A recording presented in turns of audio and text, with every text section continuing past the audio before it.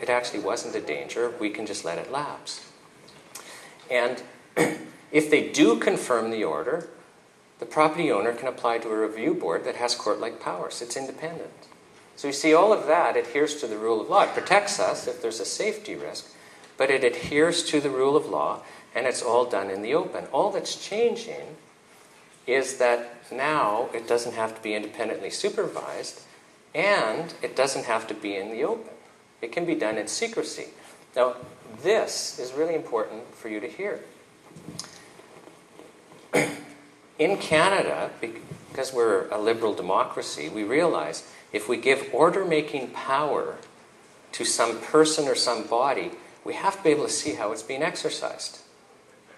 And there has to be kind of some review.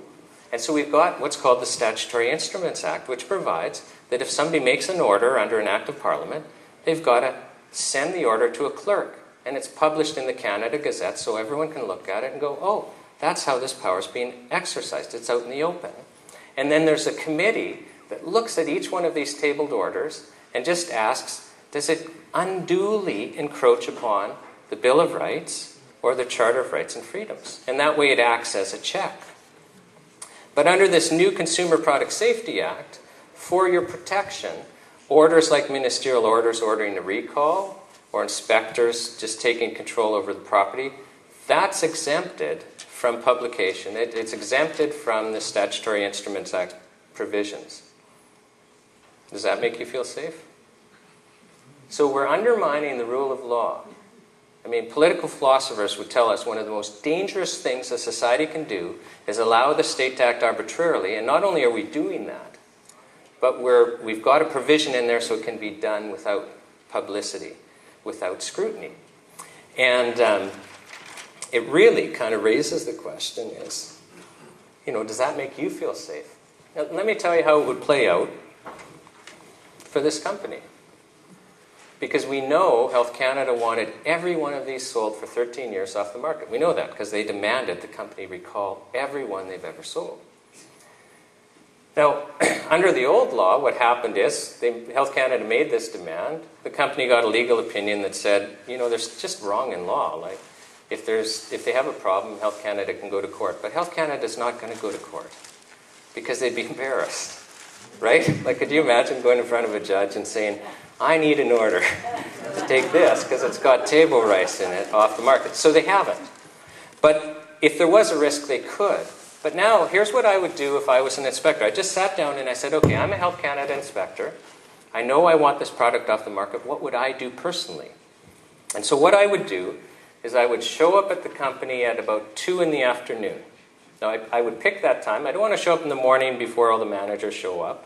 I don't want to show right up after lunch in case there's an executive lunch happening. I want every decision maker in the company there because I want to protect Canadians. And I will serve them with a ministerial order ordering a recall. It's a binding order. It's not a court order, but it's a binding order. It's an offense not to obey that order. And I would also, as a term of the order them to take out full-page ads in the 2 national newspapers for a full 2 months. Because a recall means nothing unless it's public and everyone knows, right? Binding order, it's an offense not to follow this order. Not a court order, but it's a binding order. Now, you're the managers. This Health Canada inspector has taken his or her time and explained the order to you, and they leave. You're in a panic. Because you all know, if we follow this order, the company's out of business. And so you phone your corporate lawyer. Now, you don't get to talk to your corporate lawyer because it's late in the day. I can tell I'm a lawyer. Sometimes we're in court. Sometimes we're at meetings. Sometimes we're just out of town for personal reasons or whatever. And sometimes we've got so many fires, we can't get to you that day. So they don't get to talk to their corporate lawyer on day 1. They at least stop filling orders because they're spooked. So new orders that come in, they're not filling, but they have not recalled. Day 2 rolls around, they're able to talk to their lawyer, and their corporate lawyer, like most corporate lawyers who know nothing about consumer safety, they incorporate and they do contracts for you, goes, gosh, I don't know. I don't know if you have to follow this. I'm going to try and find a lawyer who knows, or I'm going to have to do research and I'll get back to you in a couple of days or a week when I can. I understand it's an emergency, but that's how it works. So on day 2, they don't do a full recall, but at least call the stores and say, can you send us back the stock you have? We're having a problem, and off we go. Day 3, they're still waiting for a legal opinion. Now, I'm the Health Canada inspector. I'm really angry because this dangerous product is still putting Canadians at risk. So I show up, and they've defied a ministerial order. Okay, no, these people do get angry because they think that when they say jump, you have to say how high. So I show up on day 3, and I seize their building, and I seize their stock. Now, I don't need an order to do that. And just so you know, I could have done that on day 1.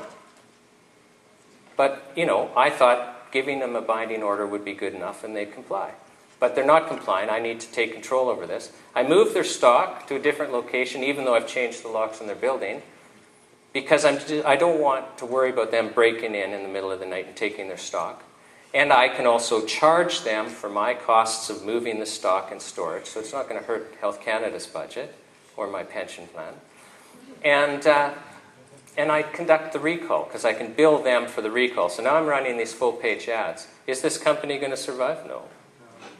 No, it's not going to survive.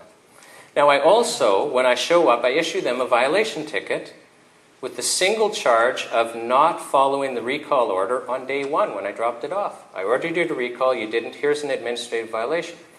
Now, these administrative violations are being sold to us as, hey, this is good for you.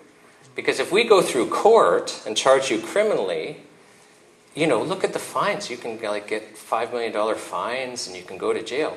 But if we charge you administratively, the fines are small. Literally, they're limited to a couple of $1,000s. It really is small. So it's being billed as good for us. But the problem is, you're charged and you go to court, you're what? Oh, you're presumed innocent. Well, now that's interesting. But administratively, if you do nothing, then you're just deemed to be guilty. You're presumed to be guilty. In court, your 2 main defenses are honest but mistaken belief and due diligence. But for administrative offenses, this new law takes those away. It says you cannot raise the defense of due diligence. You cannot raise the defense of honest but mistaken belief. Well, okay, you're ticked off that you got this violation. Well, you want to go to an independent body. You don't get to go to court. Oh, but you don't get an independent body. You can appeal in writing to the minister, the person who issued the recall order. Now, so the minister in writing is going to decide whether or not you've basically satisfied them that you're not guilty. You cannot raise the issue, hey, this order shouldn't have been made.